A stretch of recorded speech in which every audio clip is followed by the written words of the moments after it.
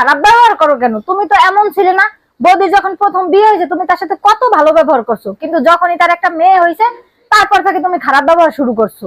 এই তুই বেশি বুঝছ না, মায়ের থেকে বৌদির জন্য বেশি ধরে তুই করতে আছে। এই জন্য আমার লাগে ঝগড়া করতেছিস না? থাক বোন থাক, তুমি আমার জন্য মাকে কিছু বইলো না। না বৌদি, তুমি চুপ থাকো দেখে এত সমস্যা, আজকে আমার বলতেই হবে। না মা, আমি ঝগড়া করতেছি না, আমি অন্যায়ের প্রতিবাদ করতেছি। আর একটা কথা শোনো, তোমার নাতি হবে নাকি নাতনি হবে এটা বৌদির উপর নির্ভর করে, এটা সম্পূর্ণ তোমার ছেলের উপর নির্ভর করে। আমার কথা যদি তোমার বিশ্বাস না হয় তাহলে কোনো ডক্টরের কাছ থেকে জেনে নিও। তুমিও তো একটা মেয়ে, এখন মা হয়েছো, তারপরও একটা বিবাহিত নারীর কষ্ট বোঝো না? আচ্ছা মা, আজকে তুমি শাশুড়ি হিসেবে বৌদির সাথে যে খারাপ ব্যবহার গুলো করতেছো, কালকে যদি আমার বিয়ে হয় আর সেখানে যদি আমার ছেলে না হয় মেয়ে হয়, আর আমার শাশুড়ি যদি সেই একই ব্যবহার আমার সাথে করে, তাহলে সেটা শুনে কি তোমার অনেক ভালো লাগবে? তখনও কি তুমি আমারই দোষ দিবে? শোনো মা, তুমি একজন ভালো মা হতে পারলেও একজন ভালো শাশুড়ি হতে পারো নাই। থাক মা, তুই আর আমাকে লজ্জা দিস না।